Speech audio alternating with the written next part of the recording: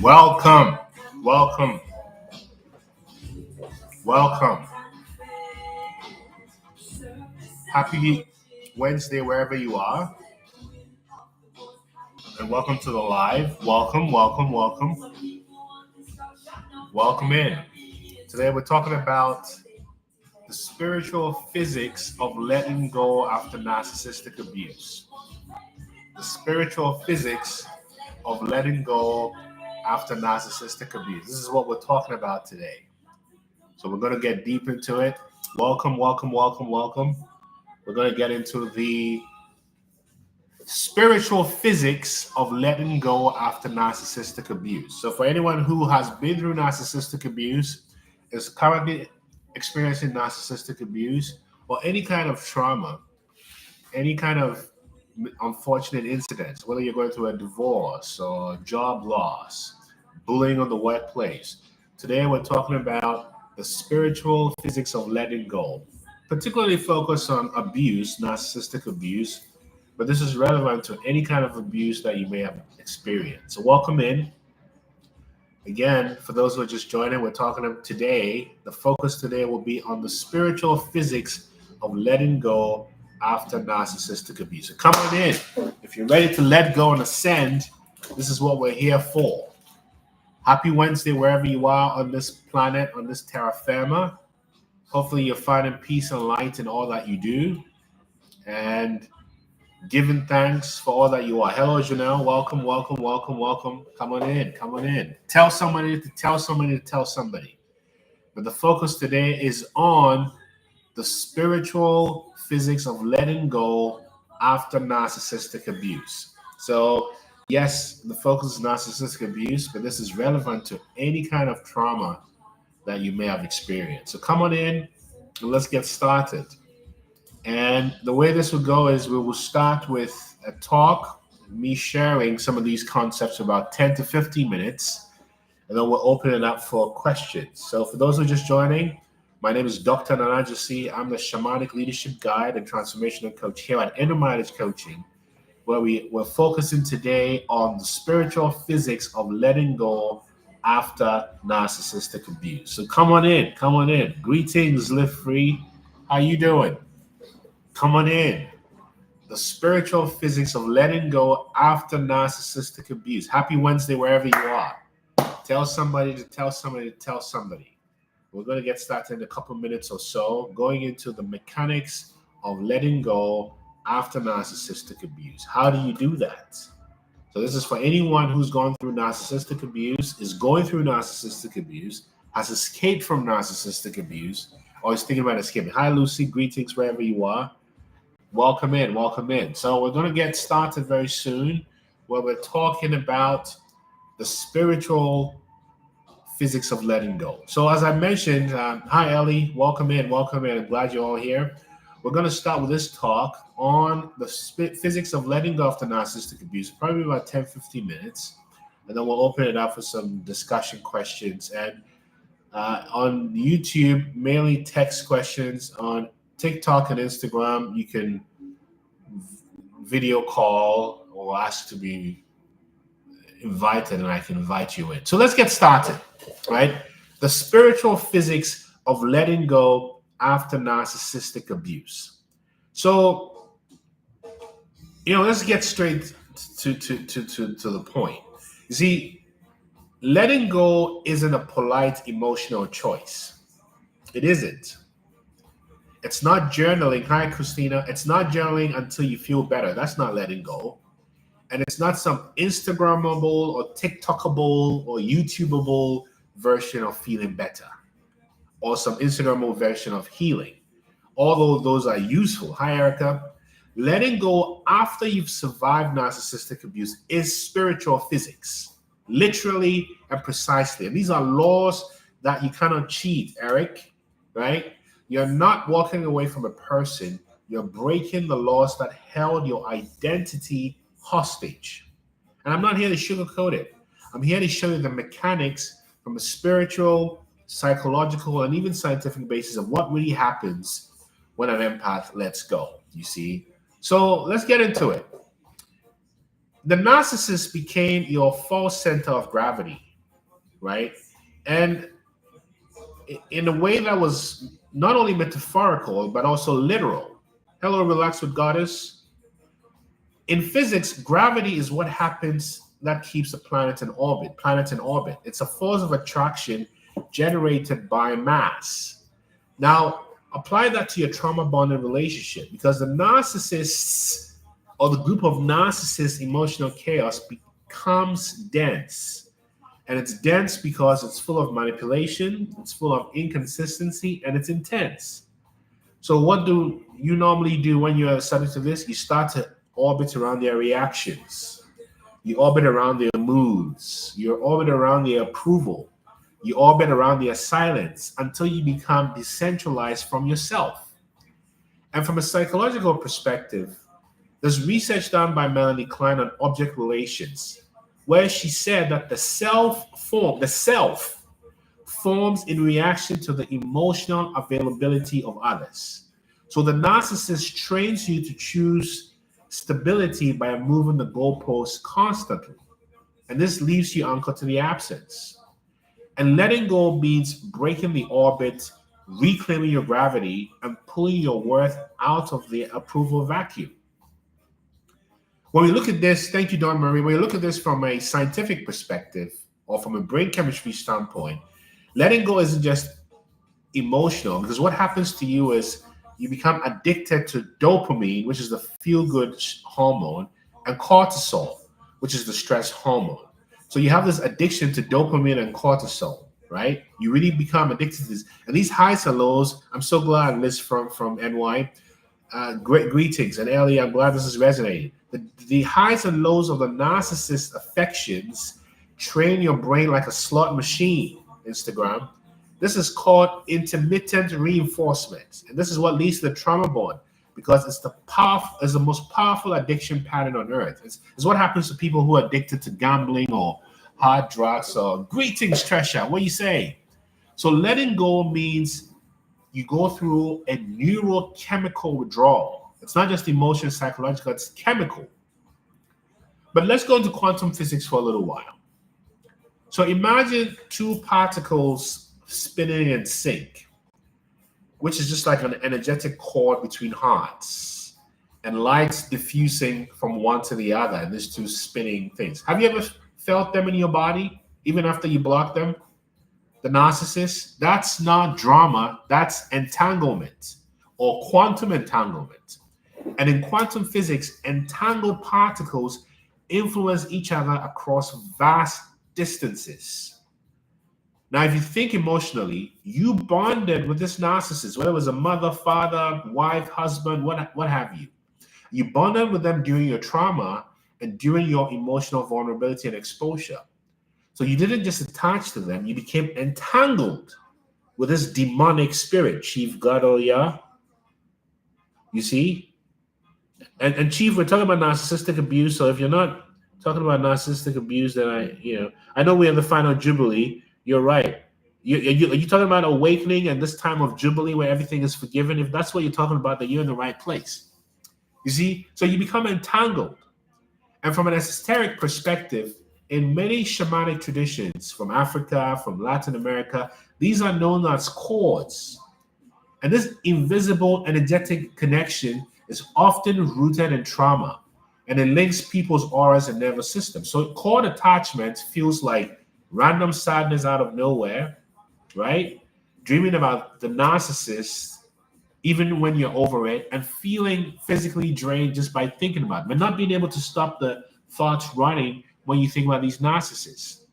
This is explained through brain science by saying that your brain processes trauma through the amygdala, the fear center, and it stores it in your body.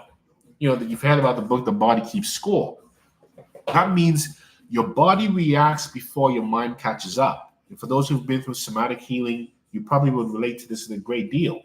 And letting go requires, one, cord cutting.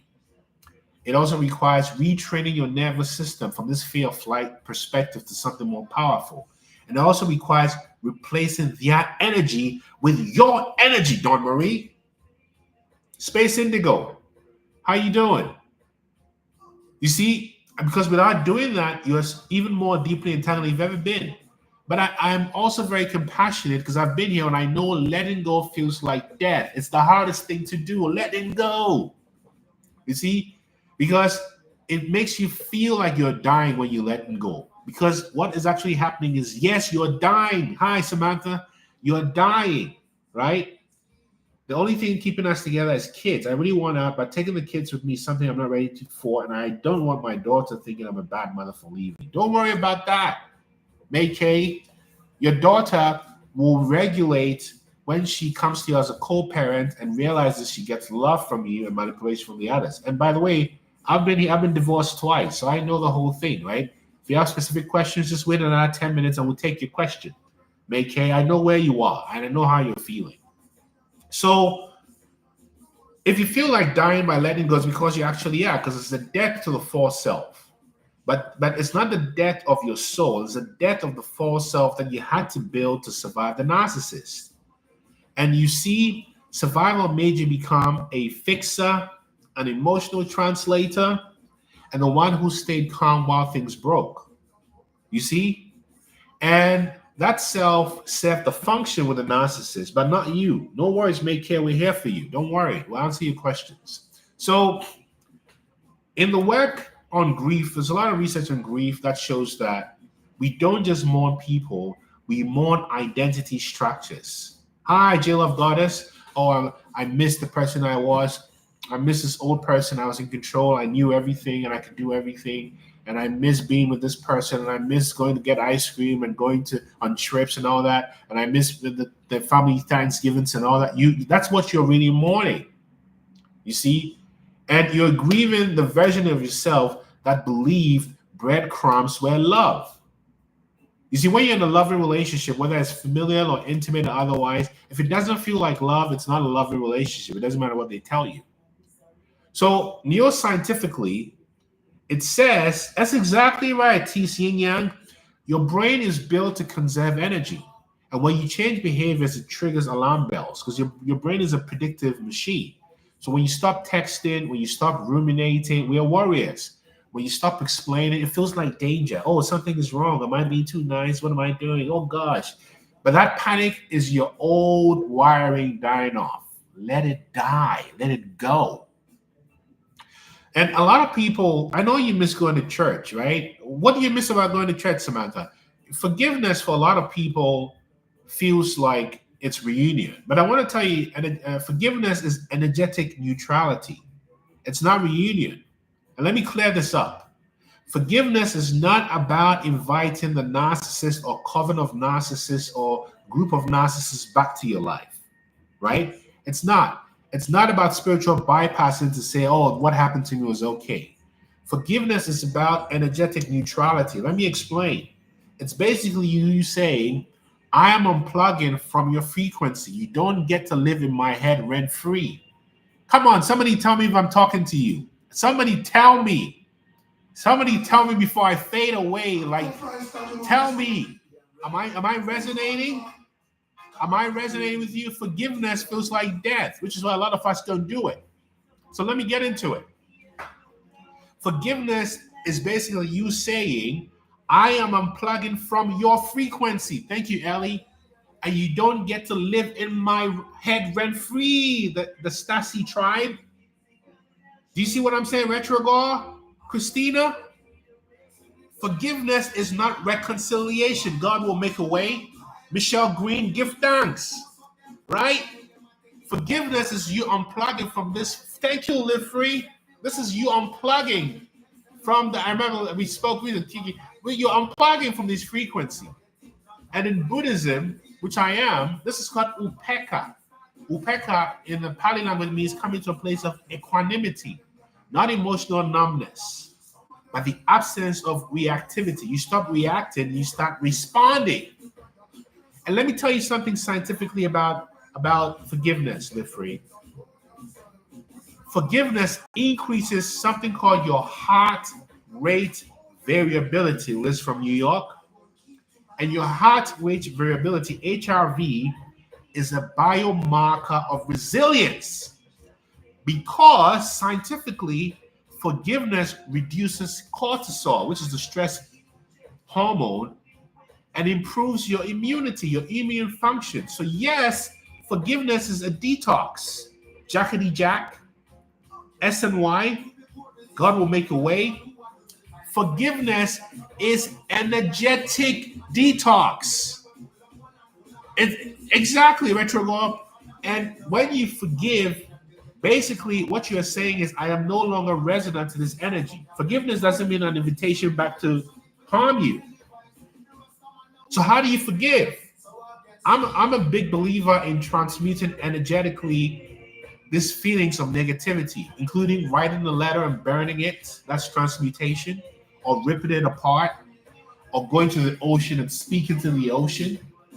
Or if it's available to you, to go to a park and speak to the open sky, or go on top of a mountain and talk to the wind, right? These are all ways of activating forgiveness within you, because you have to close the portal. How do you respond to what, Stasi Tribe? Now, when you forgive, when you truly let go, something strange happens. The narcissist can't find you anymore. This is a point of celebration. When you forgive, the narcissist can't find I anymore, because the narcissist cannot forgive and doesn't forgive and lives in a place of hell. They cannot find you spiritually. They cannot find you energetically. They cannot even find you algorithmically, Dawn Marie, when you forgive. Here's why. Because energy attracts its match.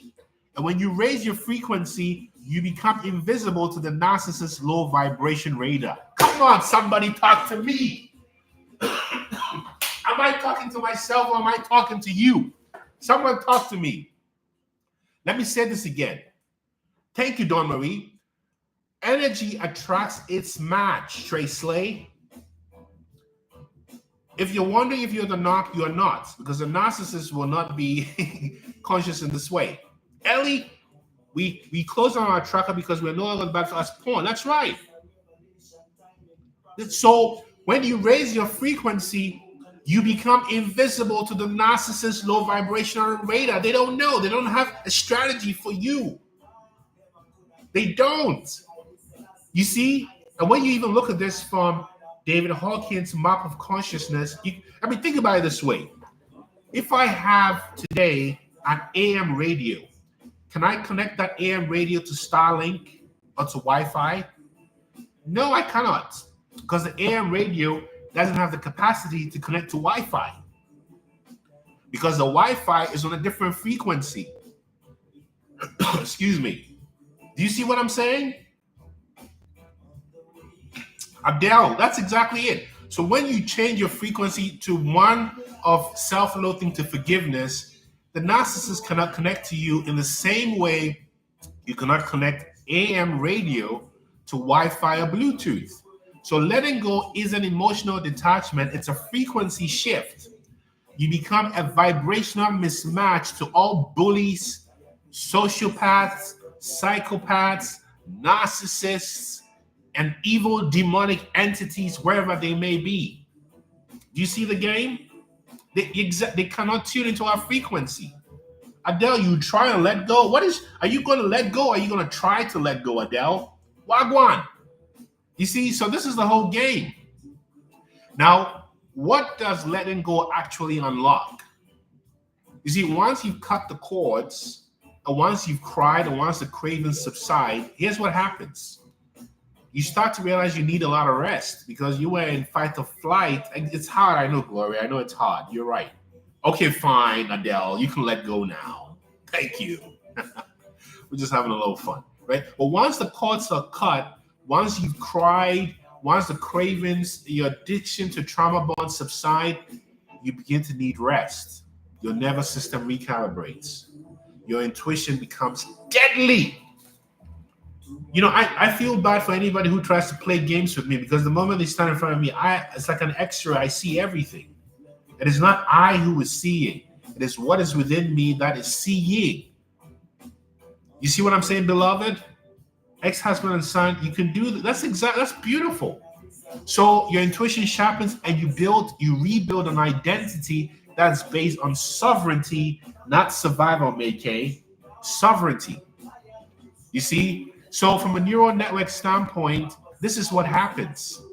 This is how you shift from being a slave to becoming a frequency architect, Tara. Kundalini awakening. This is exactly it. And for a long time, I still practice Kundalini yoga. It's really powerful to integrate in this way. Kundalini yoga, Christina Hall. So when you think about it from a spiritual terms, in the Kabbalah, pain keeps us trapped in Malkut. And Malkut is this physical realm. But letting go shifts us into Tiferet, the heart, where divine will and humanity reside. See, you cannot apprehend the divine with your mind, because the mind is full of conditions, Michelle. You can only apprehend the divine with your heart. I just said something. Did somebody catch it? Did somebody catch what I just said? Tell me you caught it. Tell me you caught what I just said. Someone tell me. You see, so we're going to start taking some more questions now, and I'll look at your comments. But I want to say that anybody who wants to come in just on TikTok, let me know if you want to ask a question with your voice. Same thing on Instagram. And then please keep your questions coming on YouTube. But I'll say this, letting go isn't just healing. It isn't. It's liberation from an entire psychic architecture or generational curse designed to keep you small. You're not who they said you are or were. You are not the role in your story. You are the author of your own story, Adele. Adele, let's do this. You can book a free session on my website, innermileage.com. Let's talk and see if we can sync or work together. And even if it doesn't work out, I'm happy to just tell you what I sense from our conversation. And you can book a free session on my website, innermileage.com, right? But you are the author now. You have now become, Gloria, same thing. You are now the architect. And the frequency you emit from here on out will either rebuild your prison. Oh, thank you. 1, 2, 3, 4, 5, 6, 7, 8, 9. You're so right. And I'm here for you as a divine being as well. We're all in our divinity. How do you trust after a narcissistic mother and family? You trust by realizing that you incarnated Shaman Soul Wolf into that family so you can remember your divine nature. Because your divine nature would not have revealed itself if you were in bucolic circumstances that kept you comfortable. And I often repeat this, that there's a saying that God will use strangers to bless you. And like we're all strangers and we're all family now, right? And will use your loved ones, the devil will use your loved ones to hurt you. And the reason for that is to kill the light that's within you. But you see, when you forgive your family, you forgive them, Shaman Soul Wolf, because you know they acted out of ignorance and wickedness because they themselves live in hell. And if a person lives in hell, can they offer you heaven? No. So with that compassion, you're able to forgive and release. And in forgiving and releasing, you're able to have a clear perspective on any future relationships where you evaluate the person with wisdom. And because you're no longer resonant to abusive types, because you've raised your frequency, chances are you will only attract those who will reciprocate in the same way. And if you're not attracting people who reciprocate in the same way, it means they've come as a mirror to reveal to you the parts of you that you are still not, that are still resonant to abusive type of dynamics. Do you see what I'm saying, Shaman Soul Wolf? Brain heart coherence. This is very much retrograde in the realm of the work that's done by the great Dr. Joe Dispenza, who lives maybe 2 hours from here, somewhere up here in Washington State, right? Global. The baby not cries and we wonder why. The baby speaks, we act by choice. This is exactly right. This is exactly right.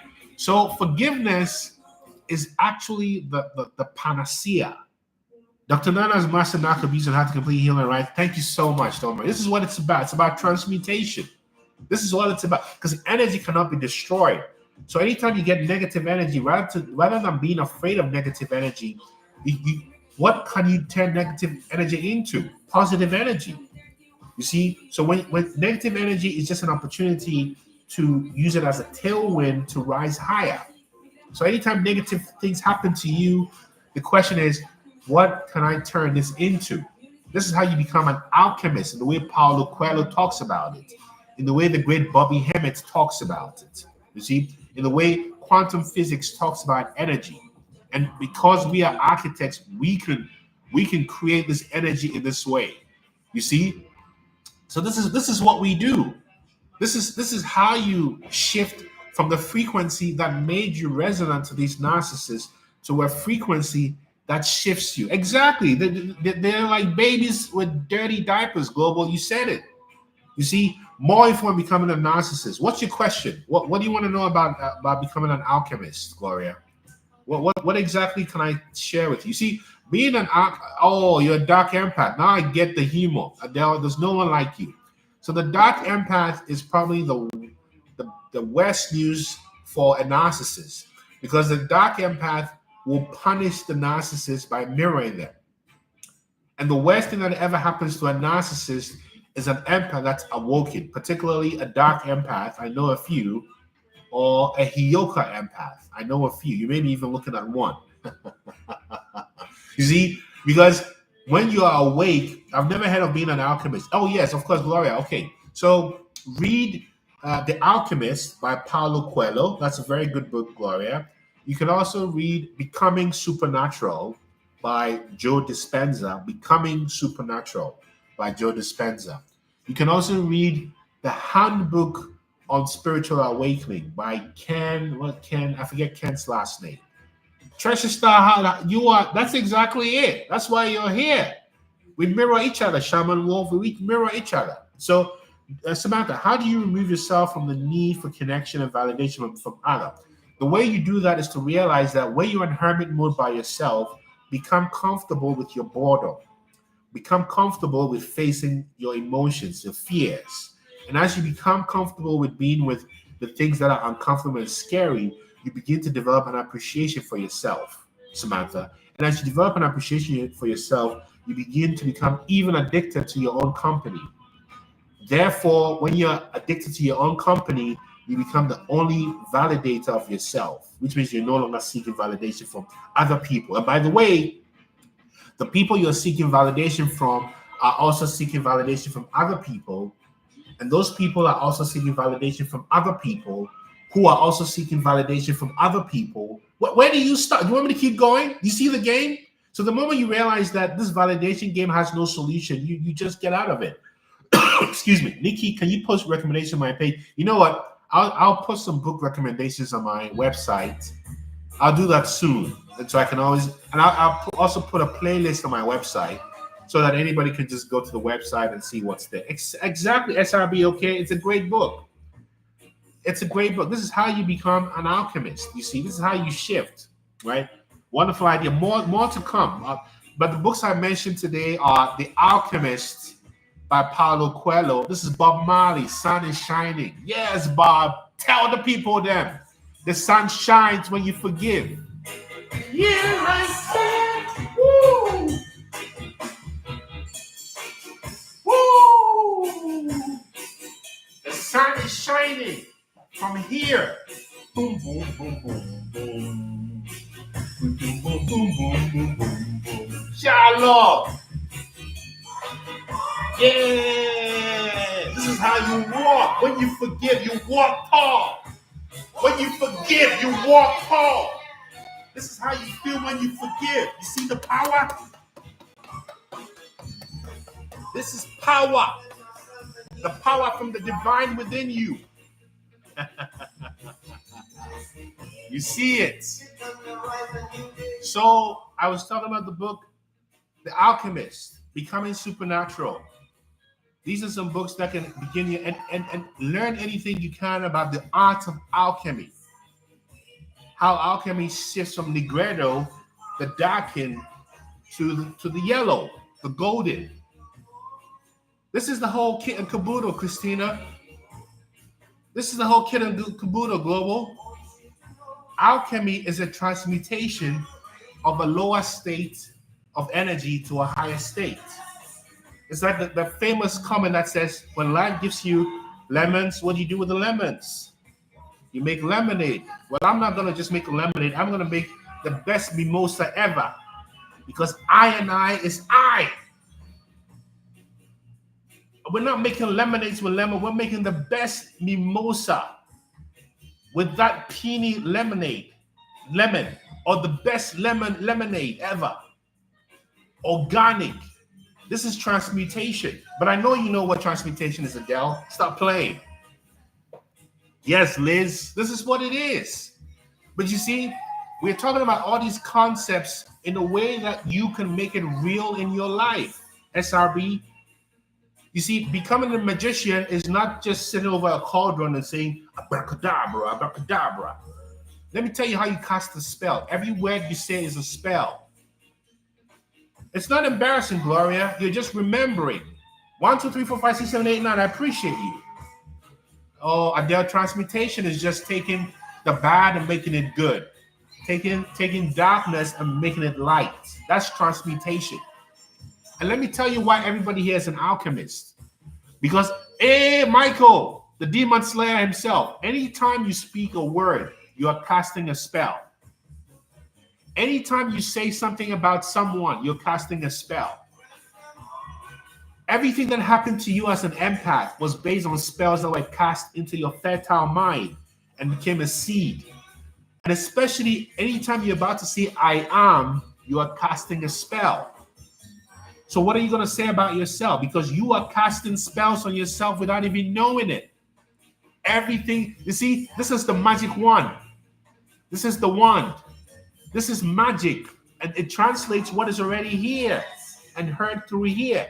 So whatever you speak is a spell. What words are you speaking? What are the most popular words in your vocabulary? Speak, you know what? Speak Live. I'm going to play Speak Live by Damian Marley just for you, Adele. Speak Live, Damian Marley. I like that. Speak Live. Where's Damian? This is for you. Speak Live. This is Damian Marley. Speak Live. You know, when I play these songs, these videos get flagged, but this is ceremony. We're in a container. This is Damian Marley. Speak Live. Speak Live.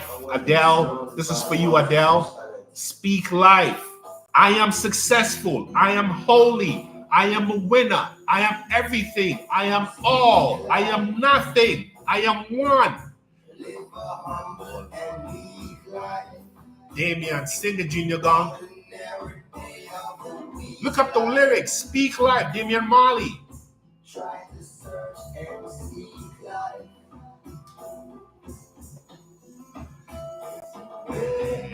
Oh, keep your head up and stay up. Even when you're in pain. Never giving up until it's game up. Keep your aim up and focus. Don't concentrate on what's bogus. Never sell out for a bonus. Handle your kids like grown-ups. Own up. It's amazing. Oh, whoa. The way Jack fire keeps blazing. That's why I always praise him.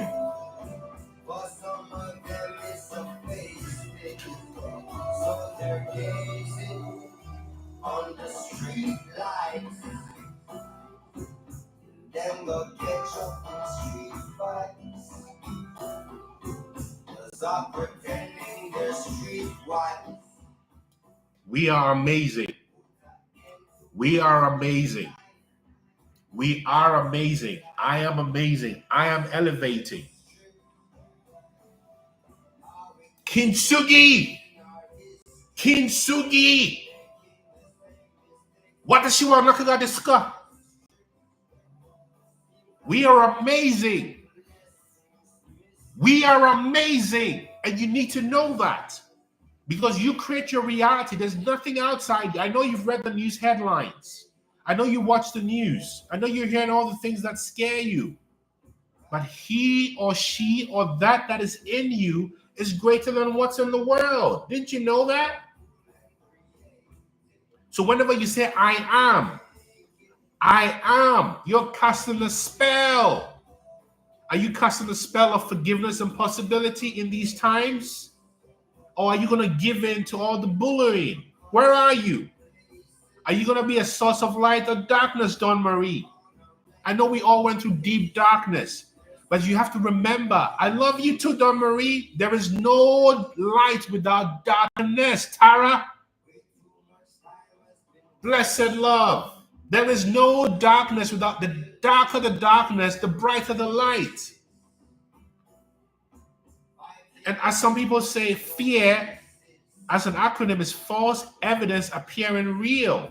That's the spell. I don't know how many of you realize how much even the English language is filled with spells. When you say good morning, what are you mourning in the morning? What are you mourning in the morning? Are you aware of the words you speak and the impact it has on your psyche?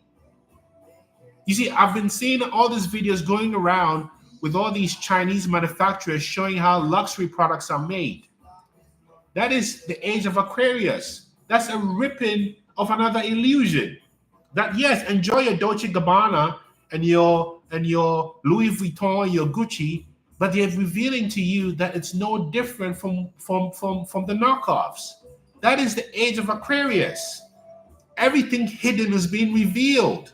Don't you see the whole thing? Grand rising, Dawn Marie, or greetings, or even if you're aware of the word morning, you use it in the right way. Those who abuse our light will taste the pains of. It's already happening, Michael. You know that. You already know that. What kind of times do you think? This is Kali Yuga times. The Hindus call it Kali Yuga. Kali Yuga. Where there's increased darkness, and when there's great darkness, is there possibility for morphic resonance. So you know, for the Christians, in the Bible talks about the 144,000 as the chosen. But it's not really about 144,000. That 144,000 is a metaphor for morphic resonance, that when a certain number of people awaken in the world, it leads to mass awakening. Morphic resonance. Something is wrong with me because I think all negative thoughts, when rejected, I need fixing. Because there's a spell that's been cast on you. This is why. And the spell that's been you said it, Adele. You see, this is a spell. You see, the spell that's been cast on you, Gloria, is a spell of not thinking you are enough. So morphic resonance, the more you awaken, you know, in the Buddhist Dharma, there's this thing called the bodhicitta vow. Before you meditate, you say, may this meditation be of benefit to sentient beings wherever they may be. And I remember in the early days, I used to think, that's so lofty and so arrogant.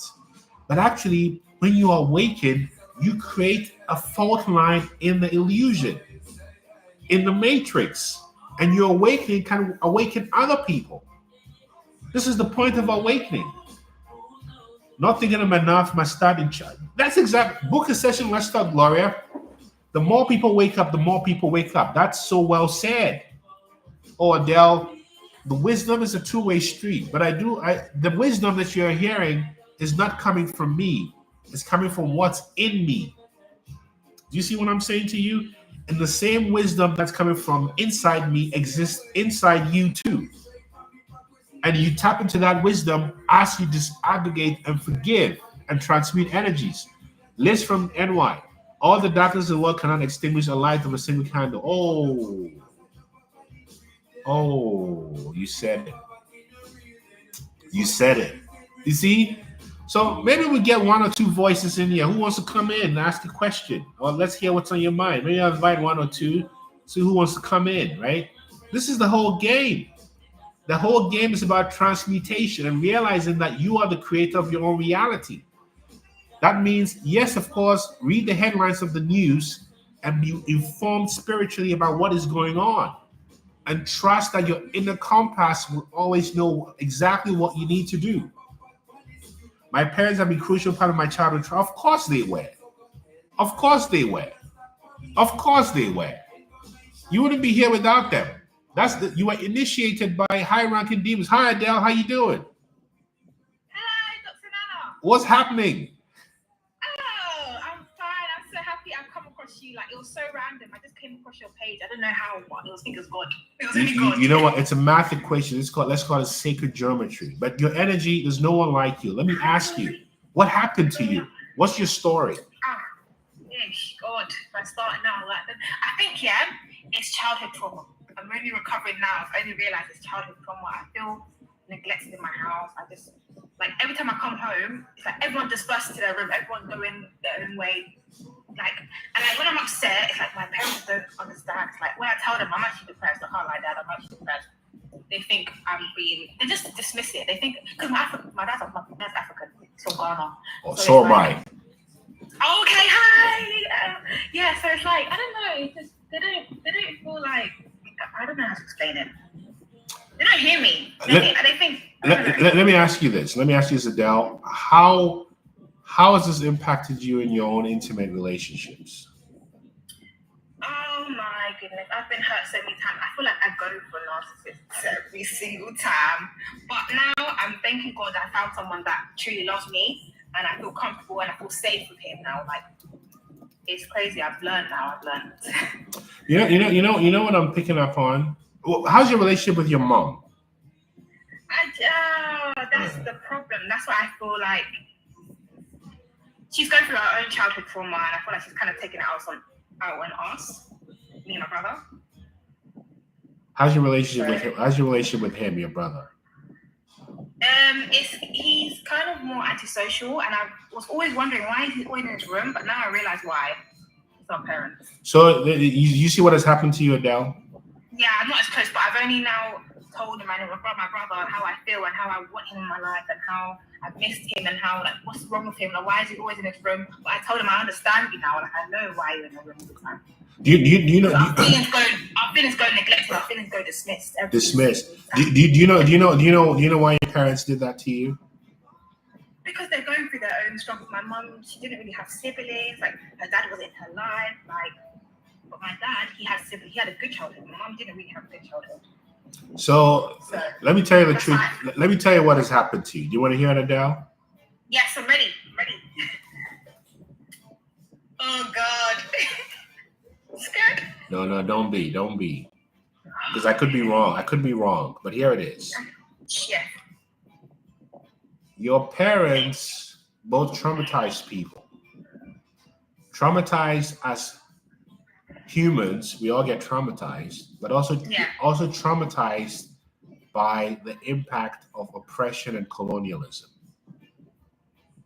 Oppression and color, I don't understand. Don't worry. Big words. Don't worry. Okay, they're traumatized by all the discrimination they faced. Oh, okay. So you came along and you had no care in the world with a bubbly personality with no fear. Yeah. And that scared them. Mm-hmm. And then they said to themselves, we need to contain this child. Yeah. No wonder I feel very controlled, but now I've kind of put some boundaries. Yeah. So the reason why they wanted to control you is not just because of your bubbly personality. Do you want to know why? Yeah. Because they realize you have a calling on your life. Ooh. And why would they stop? Because that calling on your life drives what is called compensating feedback. How dare you be supreme and better than us? No, we're going to push you down. They always say they want me to be better than them. So what people say is quite useless. What they do is where the action is. How do they treat you? Did it feel like love? It's conditional. So no, you're not answering the question. Adele, my sister, was it love? Did it feel like love? Sometimes. So. No, it did. Because I hear their criticism. I hear they want me to do better, but at the same time, it's like it's like they dismiss my feelings. When someone loves you, you can have disagreements, but you never doubt that they love you. So when you have to answer, sometimes that's not love. Okay. I mean, what are we doing? What are we doing? Are we at Harrods or are we at Primark? Like, what are we doing? I know. I'm currently in Primark. No. Just get Primark is good, but we're in Harrods right now. Yes. So. Do you see what I'm... So when they saw you, they expected Primark, they saw Harrods. Yes.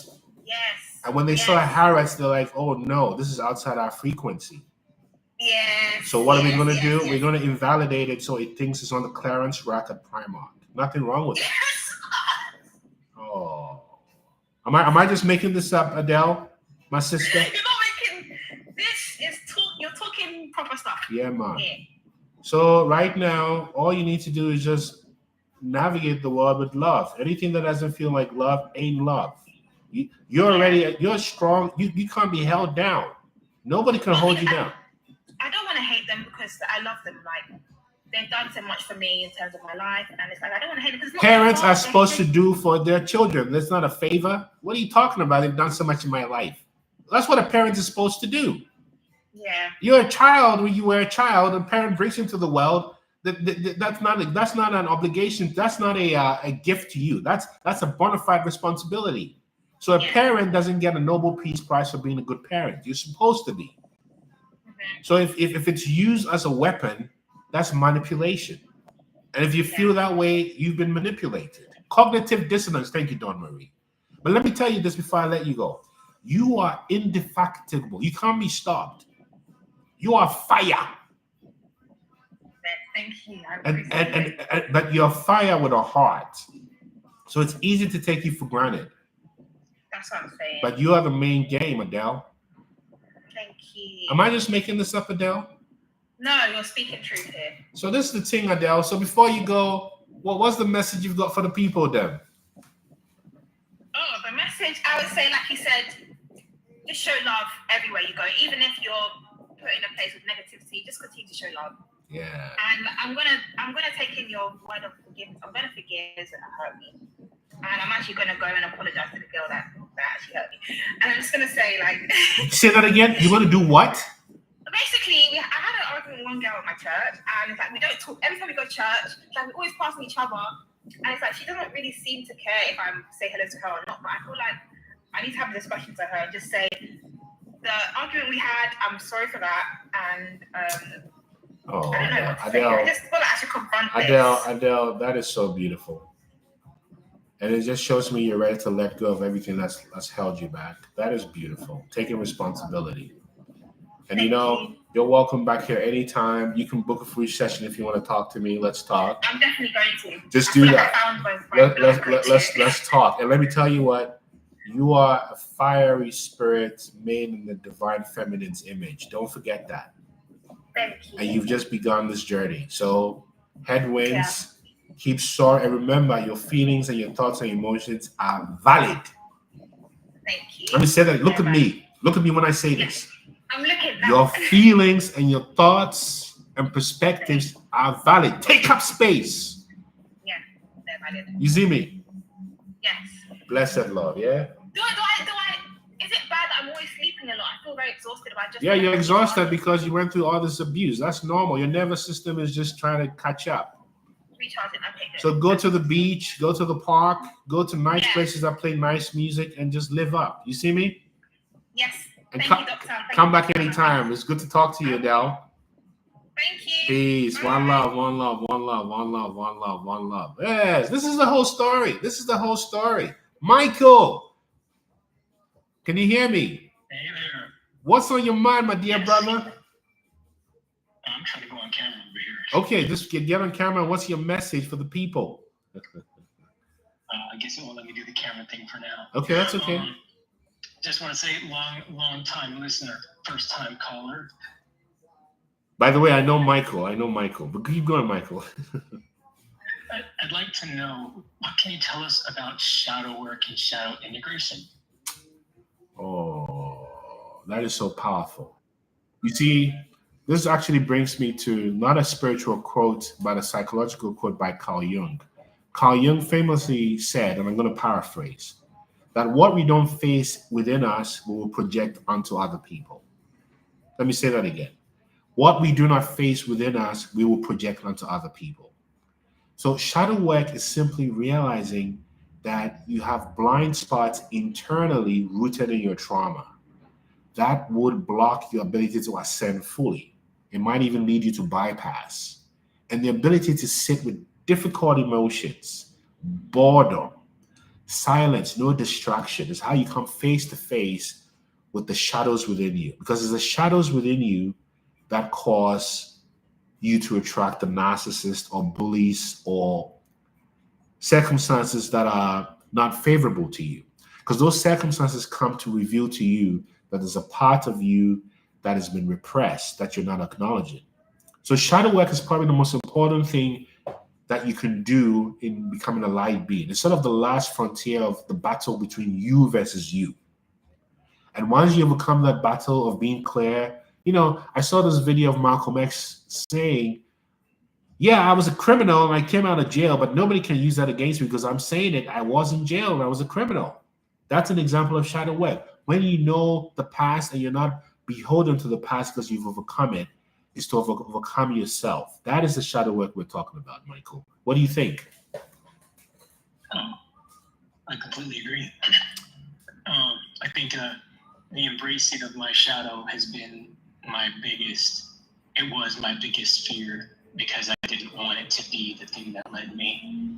So, but joining together is where I felt I got my power. And I know you've done this. Can you tell us very quickly about the book you wrote and why you wrote the book? Yeah. Thank you. So I wrote the book called The Sword That Divides. My name is Michael, and it's a lot about narcissistic abuse, about parental alienation, and kind of like striving to stay connected to children throughout parallel parenting. When you don't have, with me having no custody, but it all, I ended up going to court, and in my book, I talk about my journey through years of court, and trying to defend against lies and triumphing over it. And my book is about shadow integration, although that wasn't my intent. It just happened to work out where I joined with my shadow while writing. So that's my journey, and I hope that it opens up the eyes of other people who care to go down that path with me and walk beside me as I take them to my story. This is very powerful to hear from you, Michael. I want to ask you another question. Maybe one question before you go. How did you overcome and integrate your own shadows? How did the book help you do that, and why? So writing the book was about I had to dive into the abuse that I went through. And like you said, there was a lot of repressed stuff.